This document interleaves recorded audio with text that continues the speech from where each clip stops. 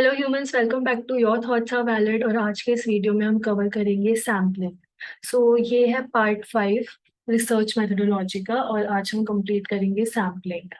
तो इससे पहले मैं सैम्पलिंग के साथ स्टार्ट करूं, मैं बता देती हूँ कि हमने पार्ट 4 में क्या पढ़ा था। हमने टाइप 1 और टाइप 2 एरर पढ़े थे। मैं ब्रीफ में बता देती हूँ कि क्या होता है ये।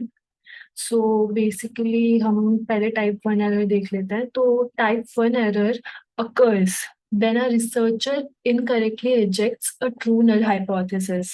फॉर एग्जाम्पल, जो null hypothesis है वो सही है, बट लेकिन रिजेक्ट कर दी रिसर्चर ने। तो ऐसा कब हो सकता है? अगर टाइप 1 एरर अकर हो। ठीक है। टाइप 2 एरर क्या होता है? ये तब होता है जब एक रिसर्चर एक नल हाइपोथेसिस जो कि सच में गलत है, पर उसको वो रिजेक्ट करने में फेल हो जाता है। लाइक उसके अकॉर्डिंग नल हाइपोथेसिस सही हो जाती है, तो उसको हम टाइप 2 एरर बोलते हैं। बस इसके बाद हमने एग्जाम्पल और ग्राफ वगैरह समझ लिए थे। ये टाइप 2 एरर रेट है और ये टाइप 1 एरर रेट था। इसको हम बीटा से डिनोट करते हैं, टाइप 2 एरर रेट को, और टाइप 1 एरर रेट को अल्फा से। अब आ जाते हैं सैम्पलिंग पे। Sampling is the process of selecting a representative group from the population under study. तो बेसिकली ये एक ऐसी प्रोसेस होती है जिससे हम सिलेक्ट करते हैं एक पर्टिकुलर ग्रुप। ठीक है। जो भी पॉपुलेशन है स्टडी की, लाइक सपोज कि पॉपुलेशन हो गई 8 to 24 years of adults. Basically जो भी एडल्ट्स 8 से 24 के बीच में है, वो पॉपुलेशन हमने मानी स्टडी की। अब उनमें से हम जिन लोगों को चूज करेंगे, एक हम ऐसा तो है नहीं कि 18 से 24 के जितने भी एडल्ट्स हैं हम इंडिया में, मान लेते हैं कि स्टडी इंडिया की है तो इंडिया में तो हम सबका डेटा ले सकते हैं। ये तो पॉसिबल है ही नहीं। तो इसलिए जिस ग्रुप को हम सिलेक्ट करेंगे, जितने भी लोगों को हम सिलेक्ट करेंगे, वो जो प्रोसेस होगा कि हम किसको सिलेक्ट कर रहे हैं और कौन कैसे वो ग्रुप बना रहे हैं लोगों का, उस प्रोसेस को हम सैम्पलिंग बोलेंगे। The target population is the total group of individuals from which the sample might be drawn. तो जो टारगेट पॉपुलेशन होगा, जैसे कि 18 to 24 years of age of Indian adult Indian adults, तो वो टोटल ग्रुप हो गया इंडिविजुअल का। अब उसमें से जो लोग सिलेक्ट होंगे उसको हम सैंपल करेंगे। उस टोटल पॉपुलेशन में से कुछ लोगों को सिलेक्ट किया जाएगा जिसको सैंपल बोला जाएगा। A sample is a group of people who take part in the investigation. The people who take part are referred to as participants. जो सैंपल होता है वो बेसिकली लोगों का ग्रुप होता है जिनके ऊपर वो रिसर्च स्टडी की गई है। बेसिकली वो उस रिसर्च का पार्ट है। तो ऐसे लोगों को हम पार्टिसिपेंट्स बोलते हैं कि इन लोगों ने ये, लाइक सपोज कि डेटा कलेक्शन का फॉर्म क्वेश्चनियर था, तो इन लोगों ने क्वेश्चनियर फिल किया, तो फिर ये पार्टिसिपेंट्स हुए स्टडी के। A target group is usually too large to study in its entirety. जैसे कि मैंने बोला कि सारे 18 से 24 के जो भी लोग हैं इंडिया में, उनको हम स्टडी नहीं कर सकते। इसलिए सैम्पलिंग मेथड्स को यूज किया जाता है कि कुछ लोगों को सिलेक्ट किया जा सके टारगेट ग्रुप से। Generalizability refers to the extent to which we can apply our research findings to the target population we are interested in. तो जो जनरलाइजेबिलिटी होती है, इसका मतलब होता है कि एक ऐसा एक्सटेंट जहां तक हम अप्लाई कर सकते हैं हमारी research finding target population. Basically हम अप्लाई कर सकते हैं हमारी रिसर्च फाइंडिंग टारगेट पॉपुलेशन पे जो कि बेसिकली इंटरेस्टेड है। ठीक है, उसको हम जनरलाइजेबिलिटी बोलते हैं कि जिस एक्सटेंट तक आप एक रिसर्चर अपनी रिसर्च फाइंडिंग्स को अप्लाई कर सकता है टारगेट पॉपुलेशन में। ठीक है। तो ये जो होता है ये सिर्फ तभी होता है जो सैंपल ऑफ पार्टिसिपेंट्स हैं वो अगर रिप्रेजेंटेटिव है पॉपुलेशन के। बेसिकली जो भी, ऐसा नहीं है कि अगर स्टडी एडल्ट्स की है तो कोई 30 ईयर्स वाले ने फॉर्म भर दिया तो वो डेटा कंसीडर किया जाएगा, ऐसा नहीं होगा। Moving on. तो जो रिप्रेजेंटेटिव सैंपल होता है वो सबसेट होता है टारगेट ग्रुप का। ठीक है। अब रिप्रेजेंटेटिव सैंपल टारगेट ग्रुप का भी सबसेट है। जिसमें क्या होता है, सिमिलर डिस्ट्रीब्यूशन होता है कुछ रेलिवेंट करेक्टरिस्टिक का, जो कि अलाउ करता है कि हम जनरलाइज कर सकें सैंपल से टारगेट ग्रुप में कुछ जस्टिफिकेशन के साथ। बेसिकली एक टोटल पॉपुलेशन थी, टोटल पॉपुलेशन में से कुछ लोगों को सिलेक्ट किया गया और उसमें से भी कुछ लोगों को सिलेक्ट किया गया, और जो ये हमें लास्ट में मिले इसको हमने रिप्रेजेंटेटिव सैंपल बोला। और हमारे पास कुछ रीजंस होंगे उन लोगों को सिलेक्ट करने के लिए, कोई तरीका होगा कि हमने सिलेक्ट किया उन लोगों को, जिससे हमने सिलेक्ट किया उस उन लोगों को। ओके, वो हो गया रिप्रेजेंटेटिव सैंपल। अब आगे बढ़ते हैं, टाइप्स ऑफ सैम्पलिंग। अब हम सैम्पलिंग के टाइप्स पढ़ते हैं। तो साइकोलॉजिकल रिसर्च में और बाकी जो भी सोशल साइंस में जो भी रिसर्च होती है, जो एक्सपेरिमेंटर्स होता है वो टिपिकली रिलाई करते हैं कुछ अलग अलग सैम्पलिंग मेथड्स के ऊपर, जिनको हम बेसिकली ग्रुप कर सकते हैं प्रोबेबिलिटी और नॉन प्रोबेबिलिटी सैंपल्स में। ठीक है, प्रोबेबिलिटी और नॉन प्रोबेबिलिटी वो मैं डिटेल में बताऊंगी, बट पहले देख लो कि सैम्पलिंग मेथड्स दो तरीके के होते हैं, प्रोबेबिलिटी और नॉन प्रोबेबिलिटी। ये हो गया प्रोबेबिलिटी, ये हो गया नॉन प्रोबेबिलिटी। इसके प्रोबेबिलिटी के कितने चार पार्ट हैं, simple random sampling, cluster sampling, systematic sampling, stratified random sampling. और नॉन प्रोबेबिलिटी के एक्चुअली थ्री पार्ट्स हैं। ठीक है, प्रोबेबिलिटी के फोर है और नॉन प्रोबेबिलिटी के थ्री है। ये तो इन्होंने दोबारा से रिपीट कर दी, तो इसको हम कैंसिल कर देते हैं, ये इन्होंने रिपीट कर दिया है। तो कौन कौन सा है, convenience sampling, snowball sampling, quota sampling. Okay, so ये है। तो अब हम पढ़ते हैं आगे। तो अब पहले हम पढ़ेंगे टाइप्स ऑफ प्रोबेबिलिटी सैंपल्स। तो जो प्रोबेबिलिटी सैम्पलिंग होती है उसका मतलब होता है कि जो भी एक पॉपुलेशन में जो भी एक इंसान है उसकी चांस है कि वो सिलेक्ट हो सकता है। ठीक है, जो भी लाइक 18 से 24 के जितने भी एडल्ट्स हैं सबकी इक्वल चांस है। लाइक अब मान लेते हैं कि सबकी 2% चांस है, तो इट्स नॉट लाइक कि किसी की 5% हो सकती है, तो सबकी 2% चांस है कि वो सिलेक्ट हो सकते हैं।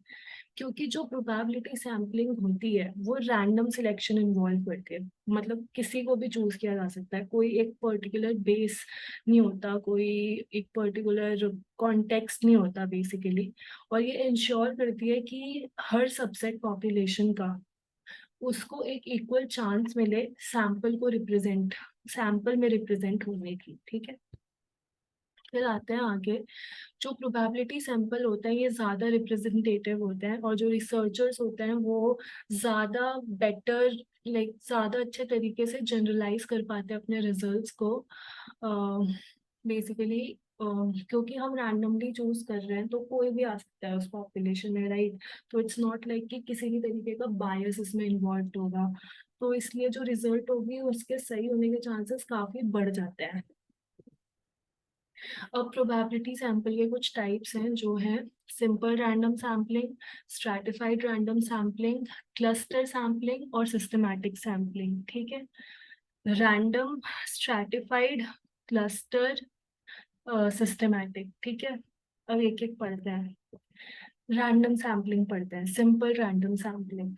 ये जो मेथड है ये टारगेट ग्रुप के हर एक मेंबर को इक्वल चांस देता है सिलेक्ट होने की रिप्रेजेंटेटिव सैंपल में। ठीक है, फिर इसका एग्जाम्पल हो गया कि हमने हर एक मेंबर को एक नंबर असाइन कर दिया, और फिर एक पूल में से बेसिकली कोई भी नंबर चुना और फिर वो नंबर आगे गया। ठीक है, इट्स मोर लाइक लॉटरी कि सबको एक एक कुछ कुछ नंबर दे दिया और फिर बाद में उसमें से लकी ड्रॉ निकाला कुछ लोगों का। तो इट्स लाइक दैट। ओके, इस मेथड की स्ट्रेंथ क्या होती है, ये वाइडली एक्सेप्टेड है क्योंकि हर मेंबर पे इक्वल चांसेस सिलेक्ट होने की, तो बहुत अच्छा रिप्रेजेंटेटिव सैंपल बनेगा, लाइक रिजल्ट सही होने के चांसेस बहुत ज्यादा होंगे। वीकनेसेस क्या है इसकी, जो कुछ स्मॉल माइनॉरिटी ग्रुप्स होते हैं टारगेट ग्रुप के अंदर वो रिजल्ट को डिस्टॉर्ट कर सकते हैं। बेसिकली कुछ लोग जिनको आप लाइक जो कि इजीली एक्सेसिबल नहीं है आपको, लाइक 18 to 24 के बीच में जो भी लोग हैं, कुछ लोग उसमें से ऐसे जगह रहते हैं जहाँ पे पहुंचना इम्पॉसिबल टाइप का है। तो वहाँ पे वो जो ये माइनॉरिटी ग्रुप्स हैं, ये इंक्लूड नहीं होते। इस वजह से जो रिप्रेजेंटेटिव सैंपल है वो उतना ज़्यादा एक्यूरेट नहीं बन पाता। तो इस चक्कर में रिजल्ट डिस्टॉर्ट हो सकता है। दूसरी वीकनेस क्या है, ये इम्प्रैक्टिकल हो सकता है कि पूरी तरीके से एक रैंडम टेक्निक यूज की जाए, ये काफी इम्प्रैक्टिकल है। इसका एग्जांपल ये हो गया कि जो टारगेट ग्रुप है, अगर उसमें इतने लोग हैं कि आप नंबर असाइन नहीं कर सकते, लाइक 18 से 24 के बीच में कितने इंडियन एडल्ट्स हैं, आप सबको एक नंबर असाइन नहीं कर सकते, तो रैंडमली चूज करना कभी कभी पॉसिबल नहीं होता। Move moving on, stratified sampling. Stratified sampling क्या होती है? तो stratified random sampling involves separating the population into sub groups and then taking a simple random sample from each of these sub groups. Okay, wait a minute. तो suppose करते हैं कि ये एक पॉपुलेशन है। अब इसमें से हमने सब ग्रुप्स बना दिए, इसी पॉपुलेशन को हमने डिवाइड कर दिया और इसके हमने 4 ग्रुप बना दिए, ठीक है। सपोज पॉपुलेशन में थे 100 पीपल, ठीक है। पॉपुलेशन में कितने थे? 100 पीपल थे। तो अब हमने 25-25 का सबसेट बना दिया, ठीक है, रैंडमली ऐसे ही बना दिया। कुछ 25 एक ग्रुप में, 25 एक ग्रुप में, 25 एक ग्रुप में और 25 एक ग्रुप में, ठीक है। उसके बाद हमने क्या किया, इन 25 में से 5 को सिलेक्ट किया रैंडमली, इन 25 में से 5 को सिलेक्ट किया रैंडमली, इनमें से सिलेक्ट किया 5 को और इनमें से भी सिलेक्ट किया 5 को। तो टोटल रिप्रेजेंटेटिव सैंपल में कितने लोग हो गए? 20 हो गए, ठीक है। अब ये है रिप्रेजेंटेटिव सैंपल, ठीक है। तो ये हो गया stratified sample. I hope it's clear now. आगे बढ़ते हैं। तो अ, इसका एग्जाम्पल हो गया कि रिसर्चर जो है वो डिवाइड कर सकता है पॉपुलेशन को सब ग्रुप्स में किसी भी बेस पे, लाइक लड़कों के 2 ग्रुप बना दिए, लड़कियों के 2 ग्रुप बना दिए, या फिर उनके रेस के बेस पे या एज के बेस पे कि जो भी 18 से 24 के बीच में वो एक जगह आ जाए, जो 18 जो 20 से 25 के बीच में वो एक जगह आ जाए, ऐसे करके बना सकते हैं ग्रुप्स। इसकी स्ट्रेंथ क्या हो गई, ये अवॉइड करती है मिस रिप्रेजेंटेशन की प्रॉब्लम को, जो कि प्योरली रैंडम सैम्पलिंग से कॉज होती है। लाइक कभी कभी ऐसा होता है कि रैंडम सैम्पलिंग में लड़के ज्यादा सिलेक्ट हो गए, लड़कियां कम सिलेक्ट हो गई, बट अगर हमने ऐसे स्ट्रैटिफाई, लाइक किसी बेस पे हमने ग्रुप को डिवाइड कर दिया, तो like equal number of like लोग सिलेक्ट हो पाएंगे, लाइक लड़कियां भी इक्वल सिलेक्ट होंगी, लड़के भी। तो इस वजह से जो रिप्रेजेंटेटिव सैंपल होगा वो ज़्यादा एक्यूरेट होगा। उसके बाद वीकनेसेस क्या है? वीकनेसेस पहली है कि ये ज़्यादा टाइम लेगा और ज़्यादा रिसोर्सेज लगेंगे इसको प्लान करने में। ज़्यादा टाइम इसलिए लगेगा क्योंकि हमें कुछ बेसिस पे लोगों को डिवाइड करना होगा, तो obviously it will take some time. उसके बाद रिसोर्सेज भी चाहिए होंगे, क्योंकि इट्स लाइक कि अगर आपको देखना है कि इंसान, अगर आपको रेस के बेस पे करना है फॉर एग्जांपल, तो आपको सबका एक सर्टिफिकेट चाहिए होगा कि वो किस रेस से बिलोंग करते हैं। फिर वीकनेस में क्या आता है, care must be taken to ensure each key characteristic present in the population is selected across strata, otherwise this will design a biased sample। तो ये केयर, लाइक इसके बारे में अच्छे से देखा जाना चाहिए कि जो भी एक करेक्टरिस्टिक प्रेजेंट है पॉपुलेशन में, उसको strata, like strata basically like एक ग्रुप हो गया, 4 ग्रुप में डिवाइड किया है, तो लाइक 4 स्ट्रेटा। तो इट्स लाइक कि जो करेक्टरिस्टिक प्रेजेंट है पॉपुलेशन में, उसको हमने स्ट्रेटा के अक्रॉस सिलेक्ट किया है, वरना वो एक बायस्ड सैंपल हो जाएगा, ठीक है, राइट। लाइक जैसे एग्जाम्पल ले लेते हैं कि रेस है, तो हम ऐसा नहीं कर सकते कि 3 हिंदू ग्रुप बना दिए, 2 मुस्लिम बना दिए, और उसके बाद हम कह रहे हैं कि ये इक्वल लेवल पे होगा, क्योंकि इट्स लाइक कि हिंदू के 3 है तो हिंदू ज्यादा सिलेक्ट होंगे, मुस्लिम कम सिलेक्ट होंगे। तो उस वजह से रिप्रेजेंटेटिव सैंपल में जो रिप्रेजेंटेटिव सैंपल होगा वो उतना एक्यूरेट नहीं होगा। फिर आ जाता है क्लस्टर सैम्पलिंग पे। तो cluster sampling involves dividing a population into small clusters, often based upon geographic location or boundaries. A random sample of these clusters is then selected and all of the subjects within the cluster are measured. ठीक है, इसमें क्या होता है, basically एक population को divide कर दिया जाता है छोटे छोटे क्लस्टर में, छोटे छोटे ग्रुप में। ये यूजुअली किस चीज पे बेस्ड होता है, जोग्राफिक लोकेशन पे, ठीक है। और एक रैंडम सैंपल इन क्लस्टर का उसके बाद सिलेक्ट किया जाता है, और जितने भी सब्जेक्ट्स होते हैं क्लस्टर के अंदर उनको पार्टिसिपेंट्स बनाया जाता है। जैसे कि मान लेते हैं कि आप एक स्टडी करना चाहते हो स्कूल प्रिंसिपल्स पे अपने स्टेट में, तो हर एक सिंगल स्कूल प्रिंसिपल का से डेटा कलेक्ट करना तो बहुत कॉस्ट प्रोहिबिटिव होगा और टाइम कंज्यूमिंग होगा। इसलिए ऐसे केस में क्लस्टर सैम्पलिंग मेथड यूज किया जाएगा। तो हम ऐसी कोई भी 5 कंट्री काउंटीज सिलेक्ट करेंगे, कोई भी ऐसी 5 हमारे स्टेट से, और उसके बाद उसमें से डेटा कलेक्ट करेंगे from every subject in each of those 5 counties. ठीक है, लाइक इस केस में क्या हो रहा है, वेट, जैसे ये हो गया आपका स्टेट, मान लेते हैं आपका स्टेट है, हम मान लेते हैं यूपी है, ठीक है। अब यूपी में बहुत सारे विलेजेस हैं, बहुत सारे सिटीज हैं, तो हम मान लेते हैं कि हमने 5 सिलेक्ट कर लिया, कोई भी 5 स्टेट हमने कोई भी 5 सिटीज हमने सिलेक्ट कर ली।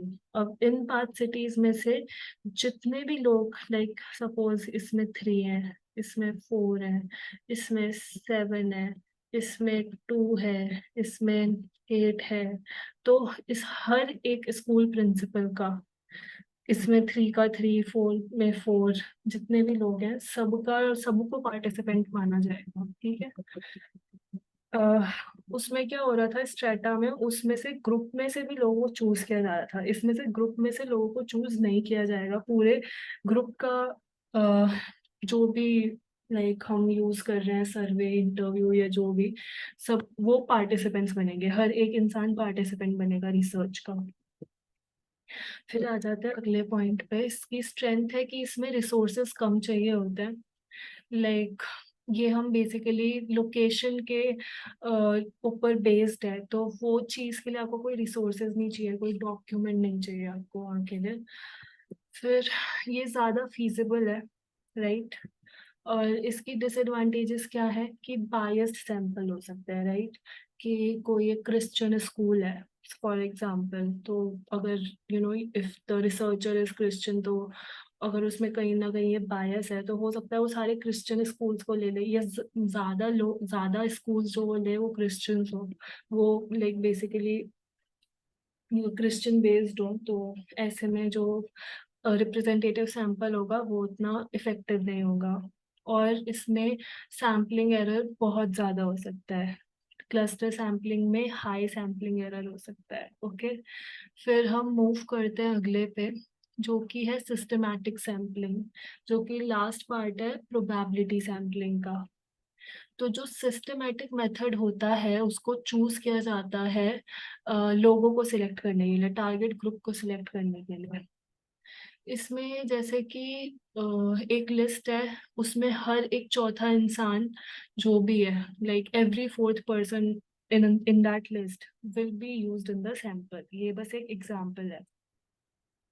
ये रैंडम सैम्पलिंग से कैसे डिफर करता है कि ये एक इक्वल चांस ऑफ सिलेक्शन नहीं देता सारे इंडिविजुअल्स को।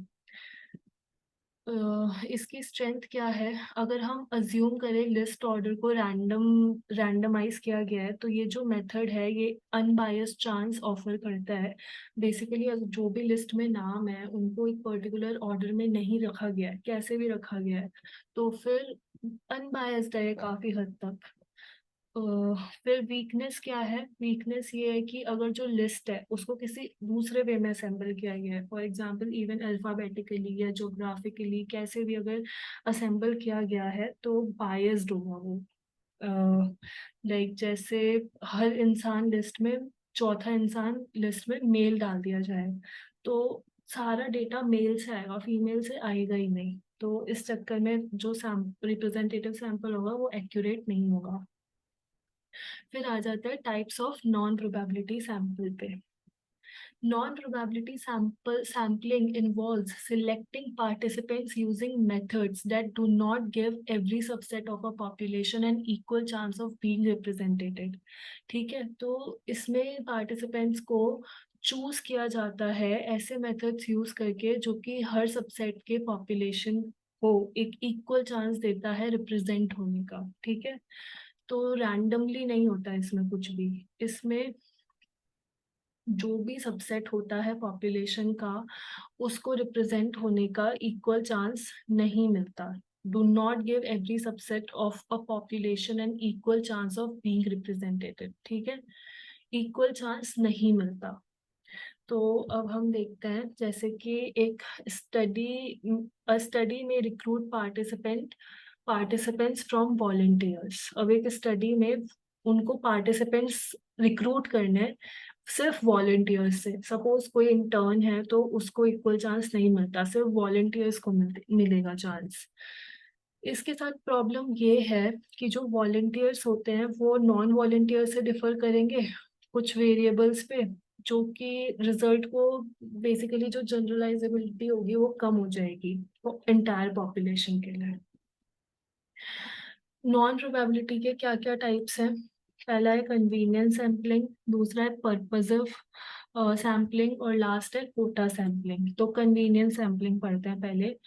Data is collected from an easily accessible and available group of people. It is basically like जो भी रिसर्चर के लिए कन्वीनियंट है, तो जो भी लोग इजीली अवेलेबल हैं, जो भी एक्सेसिबल हैं, उन पे रिसर्च की जाएगी। कन्वीनियंस सैम्पलिंग में क्या होता है, जो रिसर्चर है वो पार्टिसिपेंट्स को चूज कर सकता है उनकी फिजिकल प्रॉक्सिमिटी की वजह से कि ये लोग पास में रहते हैं, उस वो जहाँ पे भी रिसर्चर रहता है वहां से पास में रहते हैं या दोस्त हैं ऐसे करके, या फिर वो उस टाइम पे अवेलेबल हैं जब वो रिसर्च हो रही है, और या फिर बस इस वजह से क्योंकि वो फॉर्म भरने को तैयार हो गए। तो ये बस हो गया कन्वीनियंस सैम्पलिंग में। जैसे कि एक रिसर्चर सर्वे कर सकता है इंडिविजुअल्स को एक लोकल शॉपिंग मॉल में, या फिर एक यूनिवर्सिटी में गया, एक लेक्चर में घुसा, वहाँ पे जो स्टूडेंट्स हैं उनसे उसने डेटा कलेक्ट कर लिया, या फिर जो इंडिविजुअल्स होते हैं एक बिजी सिटी स्ट्रीट में, उन वो भी एक एग्जाम्पल हो गया। फिर इसकी स्ट्रेंथ क्या होती है कन्वीनियंस सैम्पलिंग की, कि ये बहुत क्विक होता है। ऑब्वियसली आप अपने कन्वीनियंस के बेस पे चूज कर रहे हो तो टाइम कंज्यूम नहीं होगा ज़्यादा, और ये बहुत अनकॉम्प्लिकेटेड मेथड है, सिंपल सा मेथड है, इनएक्सपेंसिव है, इसमें कोई एक्सपेंसेस नहीं लग रहे आपके, आपको किसी को भी चूज कर लेना है। लिमिटेशंस क्या है? कन्वीनियंस बायस तो ऑब्वियसली हो गई, जो भी आपके लिए अवेलेबल है। अब डिपेंड करता है कि आप एक ऐसे एरिया में रहते हो जहाँ पे क्रिश्चियन ज़्यादा रहते हैं या मुस्लिम ज़्यादा रहते हैं, तो फिर वो बायस्ड हो जाएगा सैंपल और जनरलाइजेबिलिटी कम हो जाएगी। लो एक्सटर्नल वैलिडिटी, अब इससे वैलिडेशन कम हो जाएगी, एक्सटर्नल वैलिडिटी ऑब्वियसली कम हो जाएगी इस चीज से। फिर आ जाता है पर्पसिव सैम्पलिंग पे। इसमें जो यूनिट्स होती है उनको सिलेक्ट किया जाता है क्योंकि उनमें कुछ ऐसी करेक्टरिस्टिक्स होती है जो कि आपको अपने सैंपल में चाहिए। बेसिकली जो यूनिट्स होती है उनको एक पर्पस के लिए सिलेक्ट किया जाता है, एक पर्पस के बेस पे सिलेक्ट किया जाता है। इसको हम जजमेंटल सैम्पलिंग भी बोलते हैं। ये जो सैम्पलिंग मेथड होता है ये रिसर्चर के जजमेंट पे रिलाई करता है जब वो आइडेंटिफाई करता है या सिलेक्ट करता है इंडिविजुअल्स को, केसेस को या इवेंट्स को, जो कि उसको लगता है कि उसके स्टडी ऑब्जेक्टिव को सबसे अच्छे से लाइक सबसे अच्छे से रिजल्ट दे पाएंगे, जो रिजल्ट वो चाहते हैं। इसकी स्ट्रेंथ क्या होती है? ये यूजफुल होता है स्पेशली ऐसी स्टडीज में जहाँ पे इंफॉर्मेशन रिच केसेस होते हैं। ठीक है, और ये लिमिटेड रिसोर्सेज में काफी अच्छा आउटपुट देता है। लाइक रिसोर्सेज काफी लिमिटेड होता है, स्टिल आउटपुट बहुत सही होता है। इसके लिमिटेशंस क्या है, इसमें रिसर्च बायसेस बहुत हो सकते हैं, जैसे कि ऑब्जर्वर बायस भी, लाइक अगर आप like you are someone who goes for the looks, तो फिर हो सकता है कि आप कहीं ना कहीं लोगों को ऐसे सिलेक्ट कर रहे हो जिनका लुक्स अच्छा है, तो लुक से रिसर्च का कुछ लेना देना नहीं है, तो that's why it would be like observer bias हो जाएगा उस जगह। और फिर आ जाता है कोटा सैम्पलिंग पे। इसमें क्या होता है, जो रिसर्चर होता है वो सिलेक्ट करता है पार्टिसिपेंट्स को कुछ स्पेसिफिक करेक्टरिस्टिक के बेस पे, ये इंश्योर करके कि वो रिप्रेजेंट करते हैं कुछ सर्टेन एट्रीब्यूट्स जो कि बाकी पॉपुलेशन में नहीं है। ये स्ट्रैटिफाइड सैम्पलिंग की तरह होता है, पर इसमें रैंडम सिलेक्शन नहीं किया जाता। हर स्ट्रेटम से, हर ग्रुप में से रैंडम सिलेक्शन नहीं किया जाता, और सारे पॉपुलेशन मेंबर्स में इक्वल चांस नहीं होती पार्टिसिपेट करने की। कुछ एग्जांपल इसके हो गए, जैसे gender, age, sex, residency, education level या इनकम। ठीक है, इसकी स्ट्रेंथ क्या हो गई, ये जल्दी किया जा सकता है और इजी होता है, ये चीप भी होता है। उसके बाद ये टारगेट पॉपुलेशन को अच्छे से रिप्रेजेंट करता है। लिमिटेशंस क्या हो गई कि इसमें बायस का बहुत ज़्यादा पोटेंशियल होता है कि लाइक आप बायस्ड हो, लाइक आपको हिंदू लोगों से ज़्यादा आपको ऑब्सेशन है, तो आप उनको उनका ज़्यादा लोगे, लाइक इंटरव्यू या फिर उनसे ज़्यादा फॉर्म भरवाओगे। जो भी आपका मेथड है रिसर्च का, वो एक पर्टिकुलर रिलीजन से आप उसको कर सकते हो अगर बायस है आप में कहीं ना कहीं। और इसमें जनरलाइजेबिलिटी थोड़ी कम होती है, और इसमें हम सैम्पलिंग एरर को कैलकुलेट नहीं कर सकते। Thank you so much for listening. I hope this video was clear to you all. Sampling methods हमें पढ़ने समझने बहुत ज़रूरी थे, क्योंकि ये बहुत इंपॉर्टेंट पार्ट होता है। जब भी आप रिसर्च करते हो तो आपको पता होना चाहिए कि आपने कौन सा सैम्पलिंग मेथड यूज़ किया है, प्रोबेबिलिटी या नॉन प्रोबेबिलिटी। आपको जस्टिफाई भी करना होता है आपने ये सैम्पलिंग मेथड क्यों यूज़ किया। और बेसिकली ये चीज़, जो भी सैम्पलिंग मेथड आप यूज़ करते हो वो बताता है कि आपकी स्टडी कितनी जनरलाइजेबल है।